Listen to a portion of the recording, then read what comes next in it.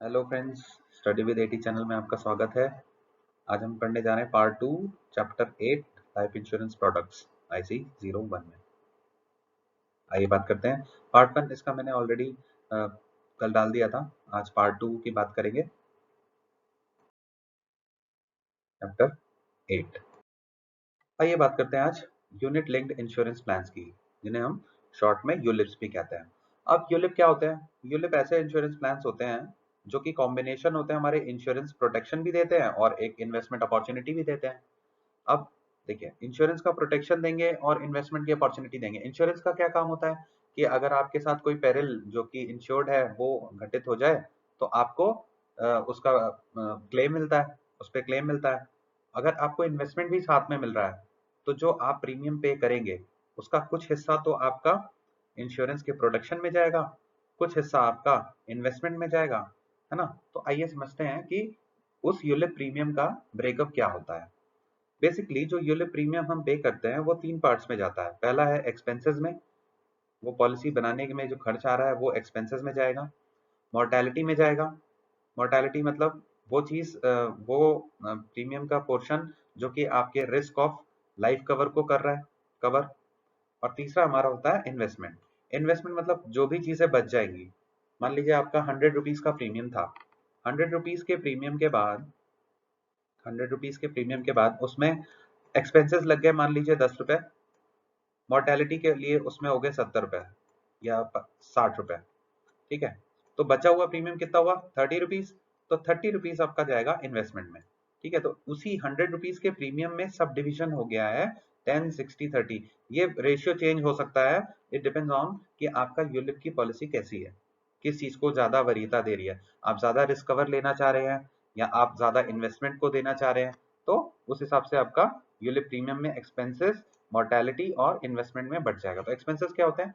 Expenses मतलब premium का ऐसा पोर्शन जो आपके पॉलिसी को इशू करने में, एजेंट की कमीशन हो गई, ठीक है, पॉलिसी को सेटअप करने की कॉस्ट हो गई, उससे जुड़े एडमिनिस्ट्रेटिव कॉस्ट हो गए, ठीक है, या जो हमारे लीगल लेवीज होते हैं, ठीक है, लीगल जो खर्चे होते हैं वो हो गए। इसको हम पॉलिसी एलोकेशन चार्ज भी कहते हैं शॉर्ट में, जिसको हम PAC कहते हैं, पॉलिसी एलोकेशन चार्ज।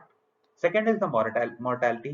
मोर्टेलिटी क्या होती है? एक ऐसा पोर्शन प्रीमियम का जो हमारा जा रहा है टुवर्ड्स लाइफ कवर देने में, जो रिस्क को कवर करने में जो जा रहा है, लाइफ कवर को। ठीक है, और तीसरा हमारा इन्वेस्टमेंट। इन दोनों के बाद जो पैसा बच जाता है वो हमारा इन्वेस्टमेंट में जाता है।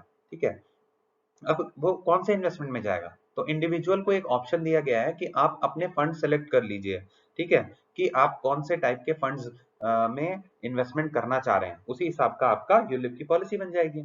तो कितने टाइप के फंड्स होते हैं? Basically there are 4 kind of funds. ठीक है, तो अब इसके बारे में पढ़ते हैं कि कौन कौन से फंड्स होते हैं जहाँ पे आप अपनी यूलिप पॉलिसी के तहत इन्वेस्टमेंट कर सकते हो। सो there are basically 4 types of fund. First is the equity fund, second is debt fund, third is balanced fund, fourth is money market fund. तो इक्विटी फंड क्या करता है? देखो, इक्विटी फंड क्या करता है, जो आपका मेजर पोर्शन है पैसे का, यूलिप के प्रीमियम का, ठीक है, और जो आपके इन्वेस्टमेंट के लिए बच गया 30 रुपीज जिसकी बात की थी हमने, उसमें मेजर पोर्शन वो किस में लगाएगा? इक्विटीज और शेयर मार्केट में लगाएगा। ठीक है, इस फंड में आपका 65% से ज्यादा जो पोर्शन है, मान लीजिए इक्विटी फंड में आप इन्वेस्ट कर रहे हो, 30 रुपीज आपने इन्वेस्ट कर दिए, तो जो जो फंड है इक्विटी फंड, वो क्या करता है? सिर्फ आपकी यूलिप पॉलिसी तो नहीं है उसके पास लाखों या हजारों यूलिप पॉलिसीज हैं। तो जितना भी पैसा उसके पास एज अ प्रीमियम रिसीव हो रहा है, उसका 65% या इससे ज्यादा वो इक्विटी में कर रहा है, थोड़ा बहुत डेट में कर रहा है, उसके बाद जो बच रहा है वो मनी मार्केट में कर रहा है, या थोड़ा बहुत कैश रख रहा है। दिस ये फंड किसके लिए है? देखिए, अगर आप अपना यूलिप फंड लेना चाह रहे हो और आप इक्विटी फंड लेना चाह रहे हो, इसका क्या मतलब हुआ? इक्विटी फंड अगर आप ले रहे हो then you are a risk taking investor. ठीक है, आप क्या एम कर रहे हो कि आपको रिस्क ज्यादा लेने के लिए आप रेडी हो और आपको हायर रिटर्न्स चाहिए, इसलिए आप इक्विटी फंड लोगे। ठीक है, नाउ इक्विटी फंड क्या करता है? This fund invests major portion of the money in equity and equity related instruments. This fund may invest 65% or more in equity and some portion in debt and money market or hold cash. This fund is for those investors who are willing to take high risk and are looking for high returns. जिनको ज्यादा risk चाहिए और ज्यादा gain के लिए ये ULIP में equity fund लेना चाह रहे हैं तो वो ये कर सकते हैं। Second is debt fund. Debt fund क्या होता है? ये एक ऐसा फंड है जहाँ पे मेजर पोर्शन हमारा फिक्स्ड इनकम सिक्योरिटीज में लगता है, जैसे गवर्नमेंट बॉन्ड्स हो गए, वो फिक्स देता है ना, 7%, 3%, 3 नहीं 7%, 8%, 9%, ठीक है, फिक्स होता है उनका। ठीक है, फिक्स डिपॉजिट्स होते हैं, वो फिक्स होते हैं ना कि 5% मिलेगा। दिस फंड में इन्वेस्ट 75 और मोर परसेंट। इनका जो फंड है, जो मैनेजर है, वो क्या करेगा, उसके पास जो भी पैसे आ रहे हैं उसमें 75% से ज्यादा वो क्या कर रहा है, वो डेट फंड में लगा रहा है और थोड़ा बहुत मनी मार्केट में लगा रहा है, और जो बच रहा है वो कैश में रख रहा है। ये किन टाइप के इन्वेस्टर्स को सूट करता है? डेट फंड ऐसे इन्वेस्टर्स को सूट करता है जो लो रिटर्न से सेटिस्फाइड है। ठीक है, लो रिटर्न से सेटिस्फाई है और उनको हाई रिस्क नहीं चाहिए। भैया उन्हें रिस्क नहीं लेना, रिटर्न भले लो मिले लेकिन रिस्क नहीं चाहिए। तो ऐसे लोग कहाँ जाएंगे? वो डेट फंड में जाएंगे। ठीक है, now moving on to balance fund. अब देखिए, इक्विटी में ज्यादा रिस्क है, डेट में कम रिस्क है। अब बैलेंस फंड क्या होगा? बैलेंस मतलब कि थोड़ा मिक्स रहेगा आपका, थोड़ा इक्विटी में रहेगा, थोड़ा डेट में रहेगा। ठीक है, लाइक 50-50% में लगा दिया, 40 इक्विटी 60 डेट में लगा दिया, 60 इक्विटी 40 डेट में लगा दिया। तो इस हिसाब से वो करेगा कि दोनों का आपको एडवांटेज मिले। आपको हाइयर रिटर्न, मॉडरेट रिटर्न्स भी मिलेंगे, थोड़ा पोर्शन लगाएंगे तो मॉडरेट रिटर्न्स भी मिलेंगे, और आपको आपकी सेफ्टी भी रहेगी। ठीक है, रिस्क भी नहीं रहेगा, तो मॉडरेट रिस्क भी मॉडरेट हो जाएगा, रिटर्न्स भी मॉडरेट हो जाएंगे। तो हम किस में लगाएंगे? यूलिप में अपने इन्वेस्टमेंट को मॉडरेट फंड्स में लगाएंगे। Now the next is money market fund. देखो, मनी मार्केट फंड हमारा जो होता है वो मनी मार्केट इंस्ट्रूमेंट्स में लगाता है। Money market is like is different than आपके डेट एंड इक्विटी। ठीक है, मनी मार्केट में हमारे कैसे ट्रेजरी बिल्स इशू होते हैं, सर्टिफिकेट ऑफ डिपॉजिट्स होते हैं, कॉमर्शियल पेपर्स होते हैं। ठीक है, इनके थ्रू अगर हम इन्वेस्टमेंट कर रहे हैं तो हमारा वो मनी मार्केट में कहलाता है। इसमें क्या होता है, 75% से ज्यादा आपका इक्विटी या डेट में रहता है। ठीक है, और मनी मार्केट में आपका इसमें रहता है, कॉमर्शियल पेपर्स में रहता है। ठीक है, और बाकी आपका कैश में होल्ड करते हो। कि किन किन टाइप के इन्वेस्टर्स को सूट करता है? ऐसे इन्वेस्टर्स को सूट करता है जो अपनी कैपिटल को प्रिजर्व करना चाह रहे हैं। ठीक है, कैपिटल तो प्रिजर्व रहे, रिटर्न भले लो मिले, इसमें कैपिटल प्रोटेक्शन रहता है। ठीक है, तो हमने चार टाइप के फंड्स कौन से पढ़े? Equity fund, debt fund, money market fund और बैलेंस फंड। ठीक है, ये हमारे यूलिप के प्रीमियम में का पोर्शन जो इन्वेस्टमेंट में जा रहा है, उसमें आपको ऑप्शन मिलता है कि आप कौन से फंड में अपना यूलिप प्रीमियम का इन्वेस्टमेंट पोर्शन डालना चाह रहे हैं। ठीक है, इसके बाद हम बात करेंगे एन्युटीज की।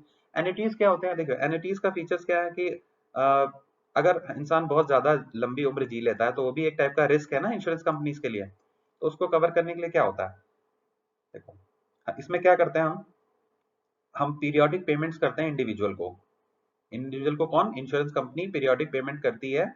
जो आपने लमसम जमा कर रखा है इंश्योरर के पास पहले, उस आपके एन्युटी पेमेंट शुरू होने से पहले, ठीक है, जो आपने लमसम अमाउंट जमा करके रखा हुआ है इंश्योरर को, उसके आधार पे आपको उसी अमाउंट में से थोड़ा थोड़ा पोर्शन करके over a period of time आपको वापस दिया जाता है।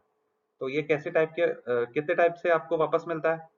ये चार टाइप से मिलता है। एक इमीडिएट होता है। इमीडिएट मतलब जैसे ही आपने लमसम पेमेंट किया इंश्योरेंस कंपनी को, तो इंश्योरेंस कंपनी नेक्स्ट मंथ से या नेक्स्ट पीरियड से आपका शुरू कर देगी, तो वो होती है इमीडिएट एन्युटी। डिफर्ड एन्युटी क्या होती है? आप एक एक पीरियड ऑफ टाइम तक लमसम जमा करते रहते हो, उसके बाद वो एक स्पेसिफाइड पीरियड ऑफ टाइम के बाद शुरू होती है एन्युटी, तो वो हमारा डिफर्ड एन्युटी कहलाती है। ठीक है, फ्रीक्वेंसी ऑफ एन्युटीज की बात करते हैं। फ्रीक्वेंसी क्या होती है? एन्युटीज की फ्रीक्वेंसी है, आप मंथली रिसीव करना चाहते हो, क्वार्टरली रिसीव करना चाहते हो एन्युटी को, है ना, या क्वार्टरली करना, हाफ ईयरली करना चाह रहे हो, है ना। तो ये एन्युटेंट को ऑप्शन दिया जाता है कि आप किस हिसाब से एन्युटी रिसीव करना चाह रहे हो। अब इसमें क्या है, एक पॉलिसी टेन्योर होता है। पॉलिसी टेन्योर एन्युटीज का कंटिन्यू कर सकता है एज लॉन्ग एज एन्युटेंट जिंदा रहेगा। ठीक है, ये एक ऑप्शन रहता है कि हम जब तक जिंदा रहेंगे तब तक हम एन्युटी मिले। या फिर सपोज मैं रिटायर हुआ 60 पे, मैंने एन्युटी ली कि मैं 10 इयर्स तक मुझे चाहिए, तो for a minimum specified period thereafter, है ना, 10 इयर्स तक चाहिए। ठीक है, तो ये इस हिसाब से एन्युटीज वर्क करती हैं। एन्युटीज में क्या करते हैं, एक पर्सन है, वो एक लमसम अमाउंट इंश्योरेंस कंपनी को जमा करते रहता है, और जब उसका एन्युटी लेने की बारी आती है तब तक, जैसे ही उसकी वो स्पेसिफाइड पीरियड खत्म होता है, कंपनी उसको, इंश्योरेंस कंपनी से इमीडिएट एन्युटी देती है। इमीडिएट के बाद डिफर्ड दे सकती है। फ्रीक्वेंसी की एन्युटीज की फ्रीक्वेंसी के बारे में हमने बात कर ली, कैसे कैसे एन्युटी मिल सकती है, ठीक है, हटा देता हूँ, है ना। एन्युटीज के बारे में पढ़ लिया। इसके बाद हम पढ़ेंगे ग्रुप पॉलिसीज के बारे में। तो ग्रुप पॉलिसीज क्या होती हैं? ग्रुप पॉलिसी मतलब मैंने, हमारी बड़े बड़े फर्म्स होते हैं, तो फर्म्स क्या करते हैं, मान लीजिए मैं XYZ कंपनी में काम करता हूँ, तो मेरी कंपनी ही मेरे लिए एक पॉलिसी ले लेती है ना, मेडिक्लेम ले लेती है, पूरे एम्प्लॉइज उसमें कवर हो जाते हैं। तो वो कौन सी पॉलिसी लेती है? वो ग्रुप पॉलिसी लेती है। तो group policy offer benefits to large number of person. Group policy benefits देती है लार्ज नंबर ऑफ पर्सन को एक साथ। एक ही पॉलिसी लेती है वो कंपनी से, और एक साथ बहुत सारे लोगों को अफेक्ट करती है वो पॉलिसी, ठीक है। दिस सिंगल पॉलिसी, जो एक सिंगल पॉलिसी होती है जिसमें बहुत ज्यादा लोग कवर होते हैं, उसको हम क्या बोलते हैं? मास्टर पॉलिसी बोलते हैं। ये क्वेश्चन पूछा जाता है, ठीक है। मास्टर पॉलिसी होती है, और it is issued in favour of the person representing the group of beneficiaries, ठीक है। तो ये किसके फेवर में निकलती है? तो मान लीजिए जो ग्रुप पॉलिसी होगी वो किसी के नाम पे निकलती होगी ना, तो किसके नाम पे निकलती है? एम्प्लॉयर के नाम पे। सपोज XYZ कंपनी की पॉलिसी है, ठीक है, तो XYZ कंपनी के सारे एम्प्लॉयज उसमें कवर हो गए। ट्रेड यूनियंस के नाम पे निकलती है, बैंक्स के नाम पे निकलती है, उनके अकाउंट होल्डर्स के नाम पे निकलती है। हम कोई भी लोन लेते हैं तो हमें कवर कर देता है ना। मान लीजिए मैं SBI से अगर लोन लूं, तो SBI जनरल इंश्योरेंस वाले लोन को तुरंत कवर कर लेते हैं, ग्रुप पॉलिसी लगा देते हैं कि टर्म प्लान ले लो, इसका टर्म प्लान अटैच कर देते हैं। तो वो एक चीज हो गई, ठीक है। प्रोफेशनल एसोसिएशन जैसे लॉयर्स एक्सेट्रा, तो ये हमारे कवर्ड होते हैं। तो ग्रुप पॉलिसी क्या होती है? ग्रुप पॉलिसी एक ऐसी पॉलिसी जो एक ही सिंगल पॉलिसी से बहुत सारे लोगों को, लार्ज नंबर ऑफ पीपल्स को बेनिफिट दे। इस सिंगल पॉलिसी को हम मास्टर पॉलिसी कहते हैं, और ये पॉलिसी हमारी इशू होती है किसके नाम पे? उस पर्सन रिप्रेजेंट जो कर रहा है उस ग्रुप को, लाइक द एम्प्लॉयर्स हो सकते हैं, ट्रेड यूनियंस हो सकते हैं, ठीक है। तो आज हमने पढ़ लिया इन सब चीजों के बारे में। एन्युटीज के बारे में आज हमने पढ़ा, ग्रुप पॉलिसीज के बारे में हमने पढ़ा, और type of funds, ULIP premium में हम जो इन्वेस्टमेंट पोर्शन कर रहे हैं वो किस किस हिसाब से जाएगा, इसके बारे में पढ़ा, ठीक है। आई होप आपको वीडियो अच्छा लगा, और मैं ये चाहता हूँ कि आप ये वीडियो ज्यादा से ज्यादा लोगों से शेयर करें, लाइक करें, सब्सक्राइब करें, है ना, जिससे कि ये वीडियो ज्यादा से ज्यादा लोगों तक पहुंच सके। Thank you for watching, and please like and subscribe the channel. Thank you.